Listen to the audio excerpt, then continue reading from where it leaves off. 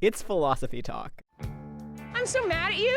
What kind of greeting is that? What kind of daughter doesn't let her mother pick her up at the airport? The kind of daughter who parks her car at the airport car park. Yeah, but I'm the kind of mother who picks her daughter up from the airport, with flowers and coffee and a fake chauffeur sign. Why would you mess with my sense of self? Do we ever directly perceive the self? Or is that just a fiction I created to make sense of a complicated world? I've undergone a complex personal evolution wherein painful confusion has given way to what I like to think of as some degree of wisdom, culminating in my current Zarathustrian sense of self.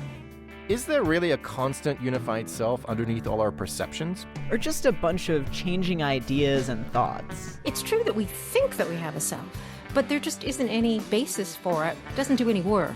Our guest is UC Berkeley psychologist Alison Gopnik. Could 500 million Buddhists really be wrong? Is the self an illusion? Coming up on Philosophy Talk. If you like Philosophy Talk, you might also enjoy podcasts from our friends at the IAI, the Institute of Art and Ideas. Check them out at iai.tv.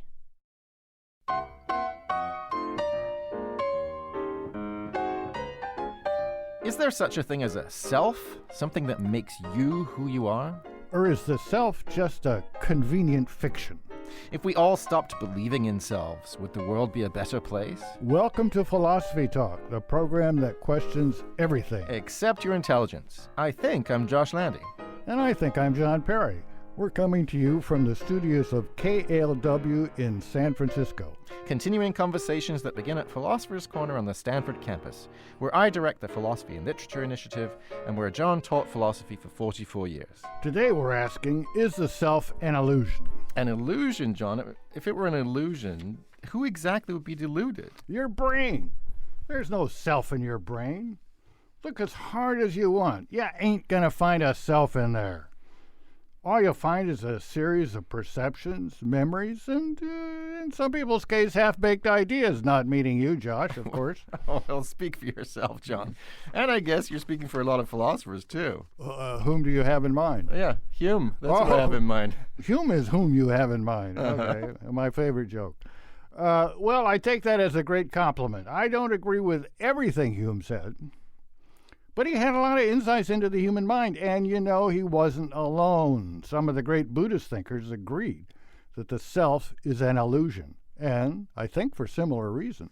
Oh, you mean the whole chariot thing? Oh, yeah. One Buddhist teacher, name escapes me, said that the self is like a chariot. All you have is stuff like wheels, axles, and reins. Just parts. Nothing above and beyond that. No essence. Nothing immortal. Same with your mind. There's only advertising jingles, dashed hopes, football results, the sound of the phone ringing because some Democrat wants money. No magic extra thing called a self.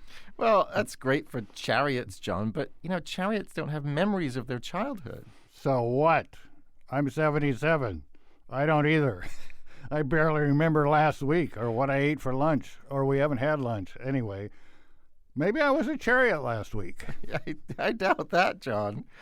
I think we actually do a decent job of accessing our childhood memories for the most part, and we have special access to them. I mean, other people can find stuff out about my childhood, but they can't remember it the way I can, and that's because I'm the same person. There's something that's persisted throughout all these years, and that's me, myself. Well, as another great Buddhist teacher said, memory shmemory. Half of it is made up. Every time you remember something, you rewrite the past. Good luck getting yourself out of that, Josh. Well, okay, John, but consistency also works in the other direction. I mean, it's not just that I can remember how I was in the past. I can also predict, at least to some extent, how I'm going to be in the future. I can also predict how you're going to be. I mean, I am 99.9% confident that any moment now you're about to crack some off-color joke, hopefully not on the air. Aha! Just wait and see what my illusory self decides to do. Oh, I don't have to wait, John. I'm certain of it. And that's because we do a pretty decent job of predicting what our friends are going to do. And that, in turn, is because they have personalities. That there's something in them, John, that's relatively stable and that makes them do a lot of the things they do. Why not call that a self? Well, okay, but for the sake of argument, I can predict that the sun's going to rise tomorrow. That doesn't make the sun a self. Sure, okay, but does the sun worry about who to be with or what to do with its life? Human beings, we're constantly making all these big decisions about our futures, and the way we make them often enough is by figuring out who we are. I mean, take me. Do you really think I should ditch my teaching job and sign up for the Ice Capades? Give it a whirl. You might be good at it. I really don't think I'd be too much of a hit on the ice. Oh, I think before long you would make a big hit on the ice. Fair enough. That's just evidence for my point. You clearly know me, John, and I know me. And that's why I can plan. I can make realistic decisions about my future, at least from time to time. Well, it's good to pretend to have a self. It's useful to think of my future self as the same person as me. It's even useful maybe to think that there's some kind of essence that carries through all these stages of the thing we call me. But really, at bottom, isn't it just a convenient fiction? See, I knew you were going to say something like that. You're so predictable, John, and that's what I love about your wonderful self. It's clear I have more work to do to persuade you of the truth, or to persuade some stage of you or part of you of the truth. And to help with that, we send our roving philosophical reporter, Shreen Adel, to find out whether it's better to hang on to the self or let it go. She fileth this report. It's funny going to talk to someone you've never met about the illusion of self, because as a radio reporter, the first thing we always ask is for people to introduce themselves. How would you describe yourself? Well, on the surface, I might say my name is David Michelson, and I've been a consultant for over 30 years. I'm a dad. That's probably my most important job and love of my life. And yet, obviously, that question is a much deeper question as well. And that's the question that got David started on this journey. He says, at first, he was curious from a psychological perspective. What makes you, you? But then he began reading about Buddhism and practicing meditation. He even went to India to study with spiritual teachers. And 6 months in a nutshell, on February 7th, 1997, I went to sleep and woke up on February 8th, and literally my consciousness was different. It was wild. It was 3:30 in the morning, and he went outside and walked around, looking at the trees and the view below. I felt like I was actually in a movie set. It was like, at one level it was real, and one level I experienced it as an illusion. He says it's hard to find the words to describe it, but when he was back in the States, he found a teacher who could articulate what happened to him. Up until you see beyond it, everything is dominated by oneself. I want to be enlightened. I want to have some spiritual revelation, which is really no different than I want an ice cream cone. I want to be loved. I like or I don't like. Adyashanti is a spiritual teacher and founder of Open Gate Sangha in the San Francisco Bay Area. He studied Zen Buddhism, but he doesn't teach any particular tradition. The fiction of self always keeps itself in the center of one's consciousness.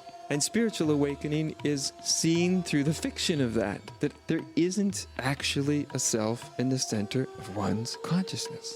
As in, if you like vanilla and I like chocolate, where does that feeling come from? That's not what makes you you. It's just a reaction to a set of experiences. But I told David, honestly, it's a lot to wrap my head around. Why is it important to see the self as a fiction? Is it a complete abandonment of identity? I think that can be harder for some people than others. I am deeply embedded within my identities as a Black woman, child of immigrants, and there isn't for me in this moment any strong movement toward letting those sort of markers of identity go. Chika Okoye is a practicing Buddhist who works at the Buddhist Peace Fellowship in Oakland. She thinks it's a wise teaching, but she's still in the process of questioning the idea of self or no self. Yeah, some of the thinking I've been engaged with is to think about identity as both something that gives us power and something that may lead us into traps. She says that for many disadvantaged groups, their identity can be a source of strength. I've been to people of color meditation retreats, and those have been really deeply powerful and transformative experiences. And while allying with people who've had experiences like hers can be empowering, our end goal isn't just to feel safe and comfortable with our folks. in our lived reality, we are dealing with, various types of harms that come to us as a result of these selves. And we have to heal it and transform it. And perhaps through that healing and transformation, we can get to the place where we can see through what about it is false. At the end of the day, for Chica, what's important is to recognize that these realities are not personal. Some painful thing may happen, and our tendency is to say, my pain, my sadness, my anxiety. But there's another way to look at these things that's something more like, anxiety is arising in this mind or in this body. Chica and David both said it's not about believing one thing. Their spiritual learnings are guided by their own direct experiences. For Philosophy Talk, I'm Shireen Adler. Thanks, Shireen, for that fascinating report. I'm John Perry. With me is my Stanford colleague, Josh Landy. A brilliant assemblage of parts you are, Josh. And today we're asking, is the self an illusion? We're joined now by Alison Gopnik, who's professor of psychology at the University of California, Berkeley, and author of How David Hume Helped Me Solve My Midlife Crisis, which is a fantastic article in The Atlantic. Alison, welcome back to Philosophy Talk. Glad to be here always. So, Alison, David Hume helped you solve your midlife crisis. Tell us how that happened. Well, when I turned 50, as happens with many people, exactly what happened was that the sense of self that you rely on for long stretches of time without paying much attention to it kind of fell apart. So I got divorced, so I wasn't a wife anymore. My children, who had been a big part of my identity, my youngest child went off to college. I couldn't work, partly because I was stressed and anxious about all of these things. So my identity as a philosopher and a psychologist sort of fell apart. And in the course of that experience, I think an experience that lots of people have at one point or another, the way that I dealt with that was by reading and thinking. In particular, started out by looking at Buddhism and trying Buddhist meditation. My doctors sort of suggested it was a choice between sort of Prozac or yoga or reading about Buddhism, and I hated Prozac and I couldn't do yoga, so I decided reading about Buddhism was probably the best choice.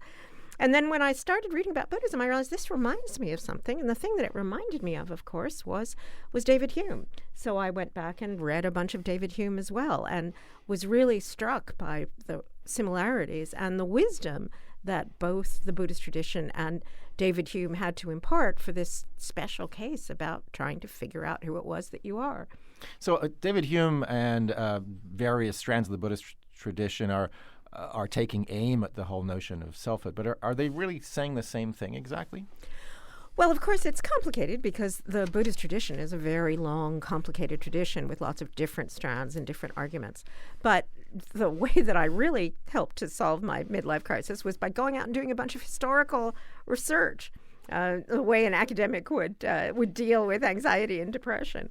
And the interesting thing that came out of that research was that, as a matter of fact, at the time that Hume was writing his great book, The Treatise, he was in a place in France, La Flèche, where there were among the very few people who actually knew something about the Buddhist tradition, particularly the Tibetan Buddhist tradition. And there's a long, complicated, romantic, wonderful story about that. But what it comes down to is, especially if you look at someone like Tsongkhapa, who was the famous Tibetan Buddhist, the ideas that Tsongkhapa and Nagasena, who made the chariot analogy, talked about were sort of strikingly similar to the things that Hume talked about. In the sense of a reduction to parts, right? We're only these sort of personality parts or self parts, but we're not a self as a whole. And yet Hume has this beautiful passage, famous beautiful passage in the treatise where he says, I look inside of my head and I see thoughts and memories and beliefs and perceptions, but I never see this thing that's supposed to be in there, that's the self.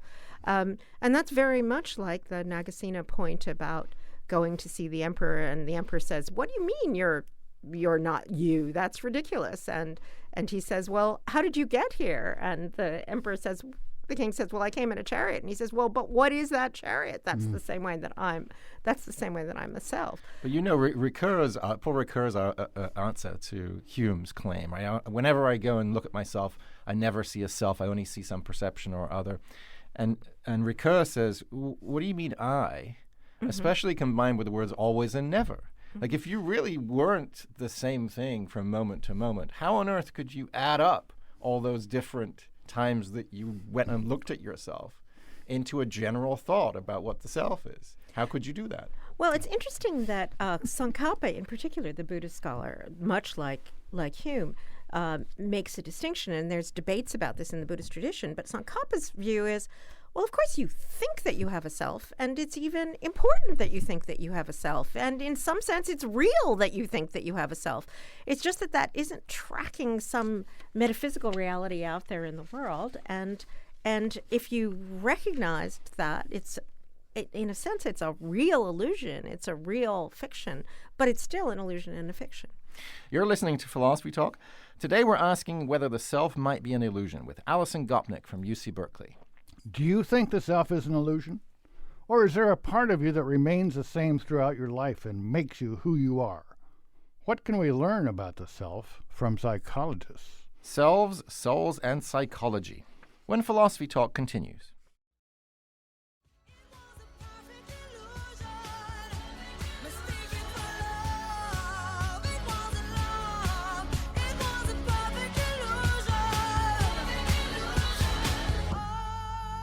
So, Lady Gaga tells us that love can be a perfect illusion. Could the same be true of the self? I'm John Perry. This is Philosophy Talk, the program that questions everything.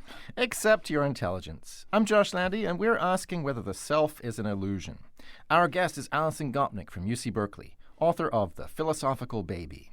Alison, when you say that the self is an illusion, what exactly do you mean?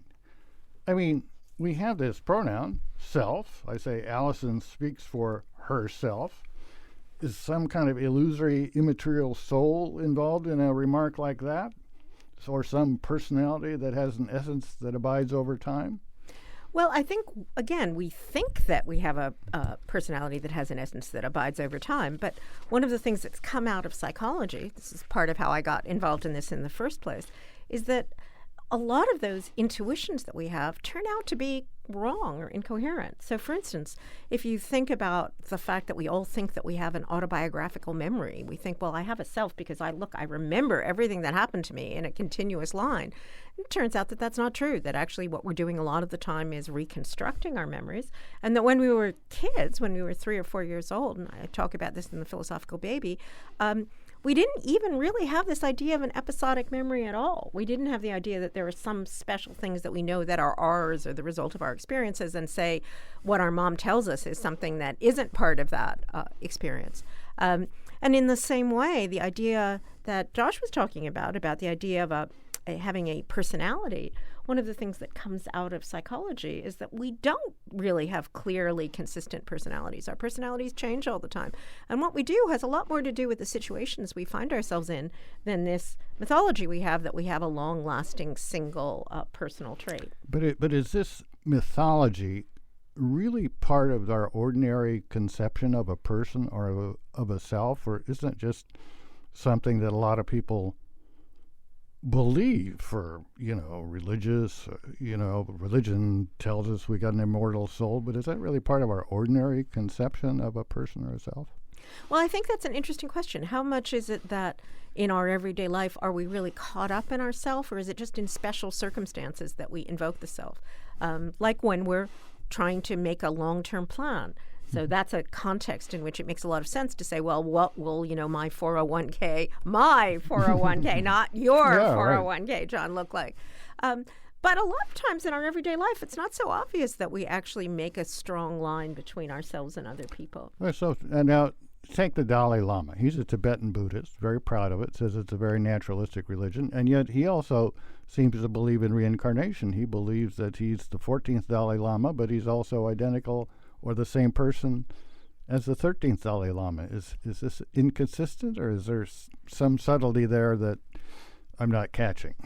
Well, I think, as I said before, Buddhism, in the West, we often talk about Buddhism as if it's just, a single thing, but it's a really complicated tradition, and it has a lot of religious elements, a lot of things that are believed as part of a religion, just like any other religion. And then there's this philosophical piece that kind of gets pulled apart from the religious piece. And it's interesting that if you look at these Tibetan figures from the 17th and 18th century, they were really philosophers. They functioned like philosophers rather than functioning as sages or religious figures. And that's, I think, where you see the most clear arguments about the self. But when it comes to negotiating royalties on their books, yeah, there was a lot of hypocrisy about. I mean, my favorite aspect of this hypocrisy is David Hume himself. Right, he mounts this famous argument against the notion of selfhood. But what does he then turn around and do? Writes an autobiography called My Own Life, right, in which he attributes stable personality traits to himself. He talks about his mild disposition, cheerful humor, moderation in all my passions. He wants to be appended as a preface to his collected works. So, I mean, does anyone actually believe this? Right? Hume says he believes it and then turns around and writes an autobiography. Well, that's not quite fair. Because Hume says you go up in your study and you're a philosopher and you write down what you think you have justified belief in. But when lunchtime comes, you can't keep that up. You might jump out the window thinking you have as much real evidence that works as going down the stairs. Don't do that, So I think he could legitimately say, look, when I'm discussing my royalties or writing my biography, I'm not just sticking to the stuff that I think is justified in my philosophical moments. Well, that's sort of true, but on the other hand, it's interesting that Hume himself had what you could think of as an early life crisis. He was in his 20s, and he was thinking these kind of skeptical thoughts, and he really did go through a psychological crisis. There's a letter that he wrote to a doctor asking for advice. Everything was falling apart. He couldn't make sense out of everything. He felt as if there was nothing that he could do. The doctors, instead of prescribing Prozac and yoga, they prescribed port and horseback riding. But the point is that when you read the book, when you read the treatise, he actually worked that midlife crisis, that early life crisis into the book. So he says, God, I'm falling apart. I'm terrified. How can I function without this sense of a self and then and a sense of the real world? And then he says, no, wait a minute, everything's exactly the same. And this is one of the points that the Buddhists make too. What have you lost as a result of losing the sense of I'm worried about us having it both ways here, right? Because on the one hand, we say we don't lose anything. Don't worry. There are no practical consequences. You might worry that it would cause you to fall apart and become like a patient with anterograde amnesia or something like that, where your life is really falling apart. You have no sense of who you are. But don't worry, it's just theoretical. But on the other hand, we want to say, become a Buddhist, because these ideas are really powerful and they will help you become calm and connected with the universe and things like this. So surely we have to pick a side. Does it have practical effects or not?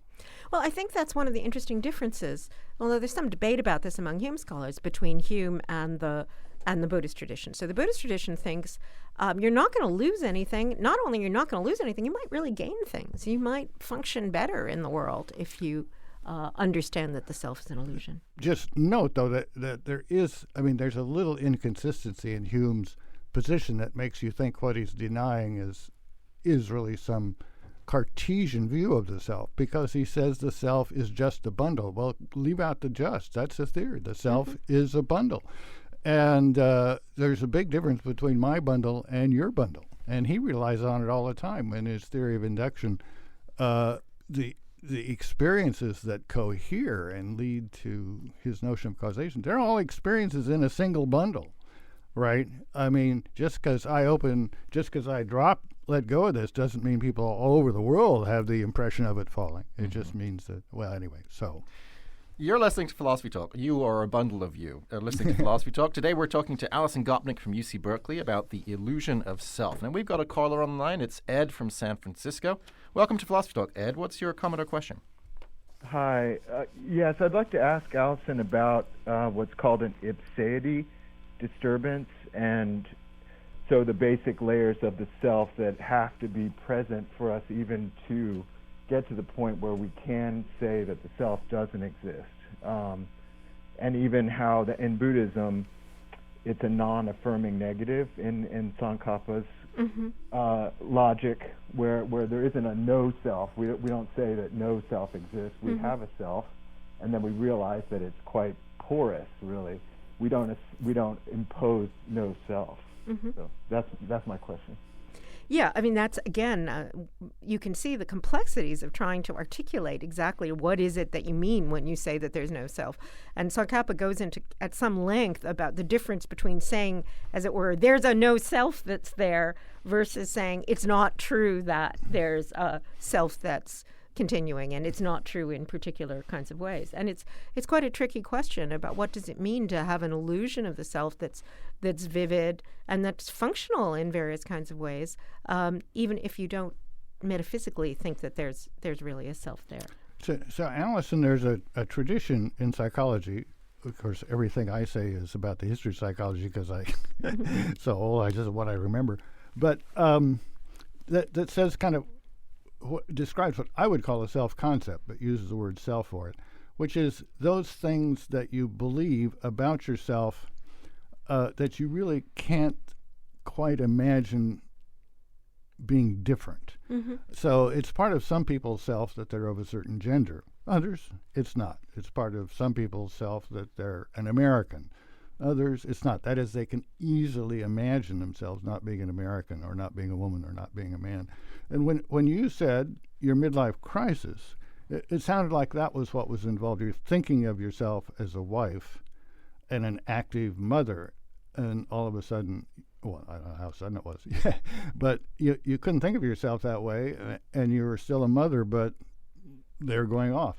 So shouldn't some of these feelings be more accurately said as our concept of the self isn't accurate, as opposed to the self is just an illusion? It's just an illusion. So I think there's two pieces to that. One of them is that we do have self-concepts that are more malleable than we think. If any of you have seen the 7 Up series, which I think has the most recent version is coming. This is something where they tracked a bunch of children from the time they were 7 up until now. I think they're 64. And the remarkable thing about that series is you see some continuities, but then people's lives and who they are change in all sorts of unpredictable ways. What counts, what seems like it's central, doesn't become central. So another part of my midlife crisis was that having been, I thought, essentially heterosexual for my entire life, fell in love with a woman. And that was an example of something that felt as if it was a really deep, important part of the self that turned out not to be. And I think one of the things that's happening nowadays is people are questioning whether gender, which seems like an absolutely essential part of people's selves, is really that kind of immutable part. So I think there's one question about what are the things that actually hold us together. And then there's this other kind of more philosophical question about, for an individual person, is thinking of yourself as this individual self that's continuous over time. What are the benefits and costs of that? So you might say the self isn't an illusion; it's a series of illusions. Yeah, you're raised, to believe in an immortal soul. At least if you're raised in a Christian household, and then you have doubts about that, particularly if you go into philosophy or psychology. Then you thought, well, there is this self-concept, though, and then you kind of say, well, that's really not essential, doesn't always obtain. As a matter of fact, usually... I mean, all these things make sense. That's not really a question. All these things do make sense to me, and of course we do change, and sometimes we change radically. But there is still a question, first of all, of whether that change should be thought of in the way you said, John. Is the difference that I just didn't understand what I actually am? Right? I always was something. It was just an epistemological problem. I just got it wrong, as opposed to there never was anything there in the first place. And then there's a question for me, at least, of why is it so hard? Right? If the self really were just an illusion, why couldn't we just say, it's an illusion, and then it's gone? It seems to be a pretty stubborn one. And I wonder if it isn't because, in fact, there are at least some elements of who we individually are. For example, our capacities. Like, I'm never going to transform myself into a great musician. Right? That's just a limitation. Right? And other people are great musicians. So clearly, there's a difference between me and, I don't know, Lady Gaga. I'm not going to be as great a singer as her, whatever I do. And it would be a mistake to think about myself. Either I am a great singer or there is no fact of the matter as to how good a singer I am.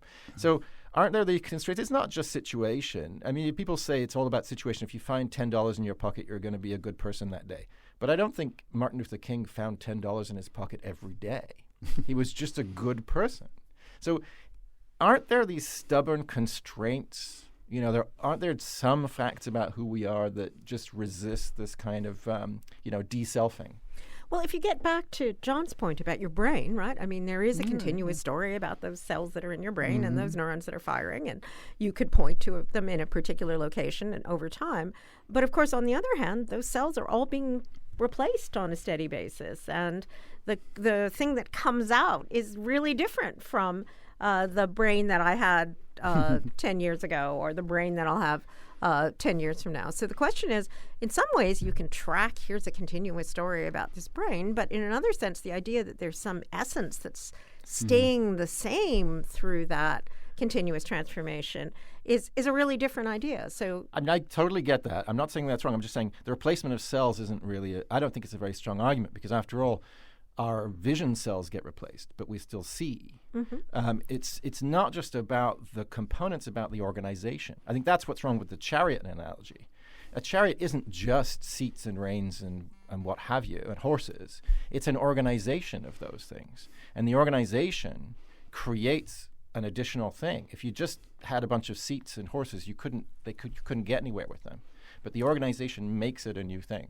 And that's what gets replaced as the cells get replaced, just new cells. Before we end this part, I just want to say, we've talked about philosophy, we've talked about psychology. How about literature? How about your man Proust? How does what insights does your many times reading his laborious 16-volume work, or whatever it is, give you about this? Well, a couple of things. One, he has a view that Alison does not hold, and I think she has some very good arguments against it, which is that we have special access to our own memories, and that special access, it's John Locke's view, that special access to my past, where I feel it from the inside. Remembrance of things past. Yep. Yeah. That shows me that I am the same person. I am a single thing. But he also had this idea of, so that's, thinking about ourselves, as it were, outside of time. But there's also the issue of the totality of our life experiences. And there, his thought is, think of it as a story. Think of the totality of your life experiences together as one story. And we might add that allows you to plan for the future, right? It also allows you to assess whether you think your life was overall a good thing. But we're coming up to break. I don't want to. I could be here all day talking about the wonderful Proust. You're listening to Philosophy Talk. We're talking with UC Berkeley psychologist Alison Gopnik about whether the self is an illusion. If you started thinking that you weren't really a self, would you become more calm, kind, and compassionate? Or would you just give up and sit on the sofa all day? A world without selves, when Philosophy Talk continues.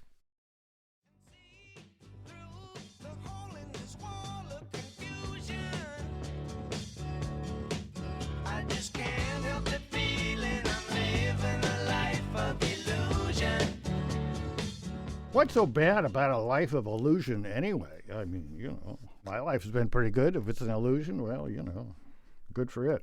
I'm John Perry, and this is Philosophy Talk, the program that questions everything. Except your necessary illusions. I'm Josh Landy, and our guest is Alison Gopnik from UC Berkeley. We're thinking about the self as an illusion. So, Alison, would the world be a better place if we all stopped believing in illusory selves? Well, I think that's a really interesting question. The Buddhist tradition certainly suggests that, and there's other pieces of data that suggest that. So there's some beautiful work that my colleague Dr. Keltner has done about the way that being in awe of something literally shrinks your sense of self. So if you ask people to draw a circle about how big they are compared to the other people around them, and they get to have an experience of awe looking up at a beautiful mountain or a redwood tree, they actually shrink their circle, especially with regard to other people. So they are less likely to think that they're somehow the center of the universe compared to other people. And that's probably a good thing. It makes them behave better. It makes them treat other people better. And that's one of the big points of the Buddhist tradition as well. On the other hand, if you wanted to know from an evolutionary perspective, why do we have this sense of a self? Why do we have the sense that we're continuous? If we're thinking about things like acting effectively or doing long-term planning or being willing to defer gratification. I'm willing to save up for my old age, and I'm not really willing to save up for the old age of another, female academic in her 60s. There's something about it being my old age that leads me to save, and you could argue that that's actually a good thing. Even our egos. I've argued about this sometimes with some of my Buddhist friends. The intolerable egos that we know among those around us. Maybe that intolerable ego is what you need to make a great scientific discovery, for example, that ends up doing something that makes lives better, like curing cancer, makes lives better for everybody around you, or to create a great new technology. I'm intrigued by the suggestion we get Donald Trump to stay out on the golf course all night long and stare up at the stars. So how do we that solve might help? Yeah, nice idea. I mean, it's really vexing, isn't it? Because you've got on either side, it seems like there are benefits both for ourselves and for other people. Right on the Buddhist side of the ledger, you've got becoming calmer, more flexibility about our possible lives that we could lead, a compassion, and that's So there's a good results for me, but there's also good results for the community. And similarly, on the side of the belief in self. Well, what do we have? Planning for the future, fulfillment in a vocation. How can I choose a vocation that's going to satisfy me unless I know what the me is that's going to be satisfied? And, authentic action and falling in love. I mean, surely I should probably know something about the temperament of the person I'm choosing to be with and my own temperament and how those things fit together. And as you say, maybe cures for cancer come out of it, but maybe there's also a certain selfishness. So how on earth do we resolve all this? What should we pick? Well, I think it's kind of interesting that the Buddhist tradition, especially in its original form, but to some extent in the West as well, has been that, as always with these trade-offs between understanding things and making decisions, switching back and forth from one mode to another seems to be a really useful thing to do. So, say having a retreat for a period of time in which you can not be caught up in that immediate desire to do the things that you need to do to be able to accomplish your goals, or having a meditation practice where for 20 minutes a day or an hour a day you can release yourself, you can get out of that mode of having a self and trying to accomplish goals. I think there's an argument that then when you go back into the world of engaged action and decision making, you can do it in a better way, a less anxious way, a more effective, a more compassionate way than you would if you didn't have those experiences. Let me ask about guilt and responsibility. I mean, those really seem connected to the idea of a continuing self, and also perhaps to the idea of first-person memory. Suppose we've got somebody who's in court for a serious crime, and they bring in a Buddhist lawyer that says to the jury, now, don't base your decision on this illusion of the self. The one you see before you is just a completely different thing than the one who committed the crime. So wouldn't that be a little bit dicey? Yeah. It's interesting. This actually tunes into a whole bunch of other work that we've been doing in my lab recently, looking at where our idea about free will, which is something that's very closely connected to our idea of the self, comes in.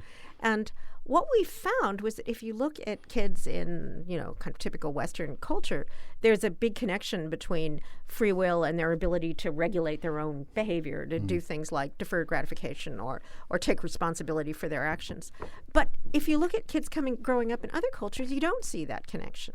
So it seems as if the kids in the other cultures, so the kids in our culture have this sort of picture of conscience as you're, this little person, your little free will sitting on your shoulder and telling you what to do. In other cultures, it's more like, well, there's just the right thing to do. And the right thing to do is out there in the world. It's in the social world. And you internalize this is what the right thing to do is without necessarily having to think, I am telling myself that this is the right thing to do. But is there no concept of promising, for example? Right? You make a commitment and your future self is now bound by that commitment. Well, I think the thought is that it's more like the whole society is bound by commitments, or you're bound by commitments to your entire group, to the other people around you, rather than that it's your individual will and decision that's the thing that's responsible. But surely there's still crime in those societies, right? Well, I mean, an interesting phenomenon, for example, is in some societies, in fact, arguably in earlier societies, if someone commits a crime, the group that they're part of can actually do something to compensate for that crime, and is sort of responsible for compensating for that crime. It isn't just the individual person.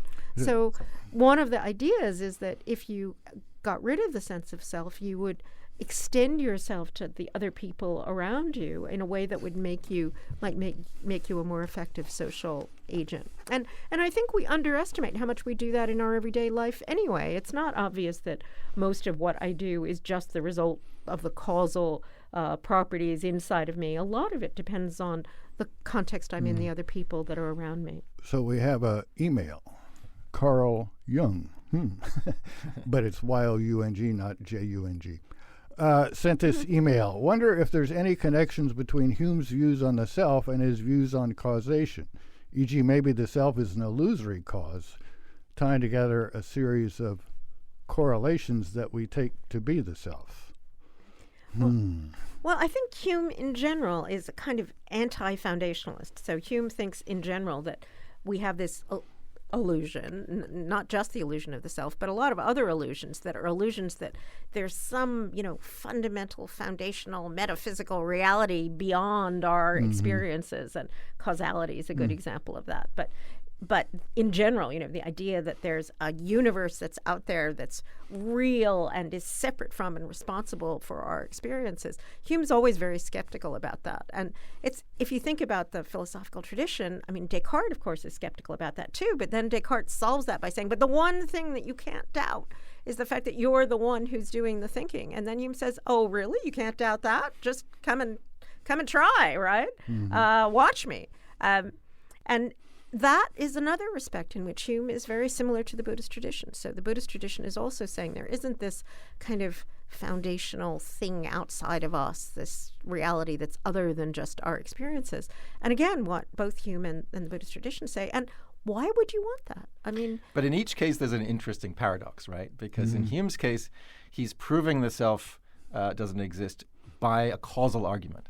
Right, he's explaining how it got to be that we have this illusion, and that's a causal argument, which he's not supposed to believe.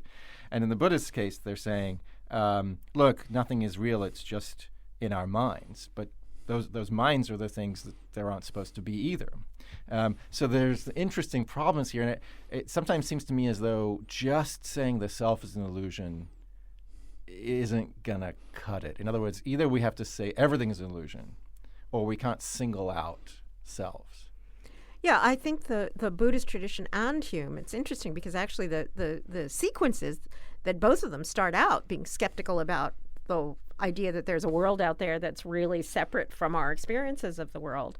And then they start applying that idea to the self as well. So then you end up with a bunch of experiences. But again, the point that Hume has this beautiful passage where he says, then I go and play dominoes and backgammon, and backgammon's I play it exactly the same way I did when I did think that I had a self, and I pick up a glass of wine and I drink it, and that's just the same as before. And there's also a wonderful passage in his dialogues on natural religion where he essentially anticipates Darwin with a theory of evolution. You got all this stuff just falling through the void, and it starts bumping into each other, and given an infinite of time, eventually these kind of things that survive, so forth and so on.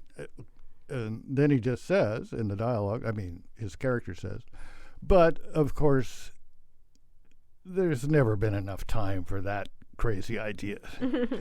So that's a very naturalistic Hume with selves and the sorts of things that could have illusions coming along really late in the story, and so but that assumes that everything else is real, right? Everything else was real in the way that Darwin believed. It's just that this notion of self isn't real. But once you start pushing on the notion of self, if you stick with evolution, you can have a pretty diminished sense of reality for most of the things we believe in. Right? They're just constructs that help them, things that are themselves constructs, survive or something like that. But anyway. There's a little bit of interesting neuroscience about this, too. So one of the things that we know is that there's a particular brain network, the default mode network it's called, and it seems to be very much involved in our ordinary sense of ourselves. It's something that develops relatively late. It seems to be connected with some of these feelings we have about ourselves. And there are circumstances in which that default mode network, as it were, actually gets deactivated, and people report that they don't feel the same sense of self. Something we've talked about on this program before. If you look at people who have mystical experiences or who have psychedelic experiences, one of the things that's kind of interestingly characteristic of those is people saying, no, it's not just that I sort of theoretically now know that I don't have a self. I just really didn't feel it. I really felt continuous with the natural world around me or the other people around me. And again, for what it's worth, people often report that they behave better as a result of that. And Hume has this beautiful idea about morality as a matter of sentiment that's very different from the way that most philosophers think about morality, but again, very similar to the Buddhist tradition, that it's your feelings of compassion. It's that sense of really extending yourself to another person. That's the thing that's the basis for morality. Well, Alison, you have convinced me that the self may well be an illusion, but this conversation has definitely been real. I want to thank you so much for joining us today. Always great to be on Philosophy Talk. Our guest has been Alison Gopnik, who's professor of psychology at the University of California, Berkeley, and author of The Philosophical Baby and How David Hume Helped Me Solve My Midlife Crisis. So, John, what's your thinking now? Well, I'm not willing, in spite of what I said in the introduction, to say that the self is an illusion. I'm willing to say that many of the things we believe, and in particular many of the things we're taught about persons and what it is to have a self, are quite wrong. So I feel I can be so what's right? What's the right way of thinking about it? Well, the right way of thinking about it may be pretty much the way Gopnik and Buddha and Hume think about it, but I just kind of wouldn't quite say it adds up to selves be an illusion, because that's, as a philosopher of language, I think that little particle self that we use in himself and herself is really the basis of the whole concept.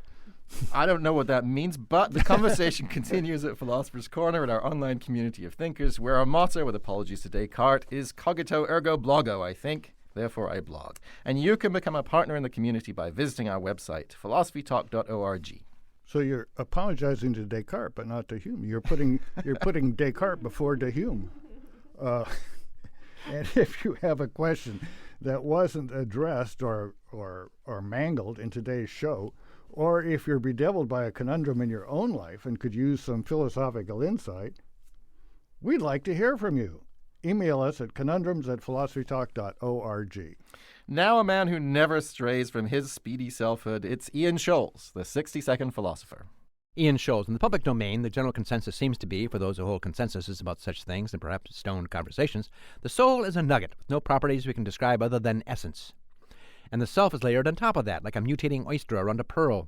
The self is your DNA, environment, race, allergies, left-handedness, weird personal habits, phobias, drive, gumption, bliss, taste in movies, personal regrets, all that stuff is the self, which we also don't really know what it is, other than it exists. Or does it? The self is relatively new.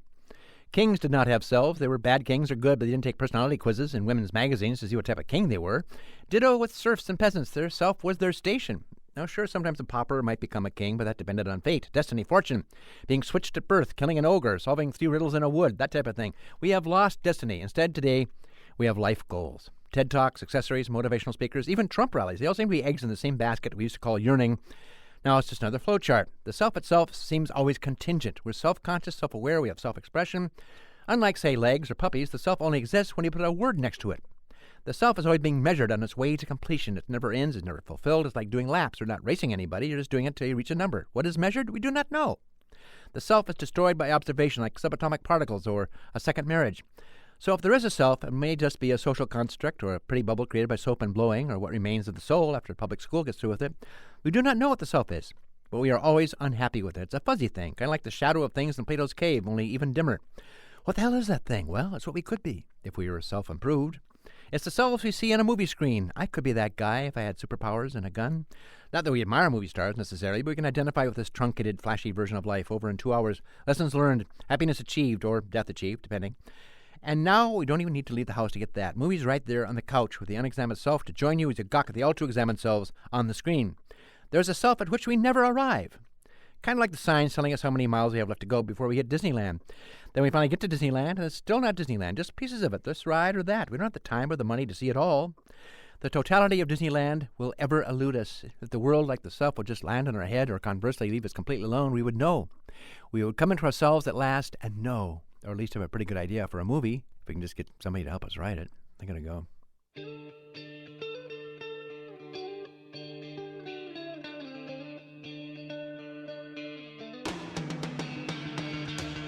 Philosophy Talk is a presentation of KALW, local public radio San Francisco, and the trustees of Leland Stanford Junior University, copyright 2020. Our executive producer is Tina Pamantuan. The senior producer is Devin Strolovich. Laura McGuire is our director of research. Cindy Prince-Baum is our director of marketing. Thanks also to Merle Kessler, Angela Johnston, and Lauren Schechter. Support for Philosophy Talk comes from various groups at Stanford University and from our partners at our online community of thinkers. The views expressed or misexpressed on this program do not necessarily represent the opinions of Stanford University or of our other funders. Not even when they're true and reasonable. The conversation continues on our website, philosophytalk.org, where you too can become a partner in our community of thinkers. I'm John Perry. And I'm Josh Landy. Thank you for listening. And thank you for thinking.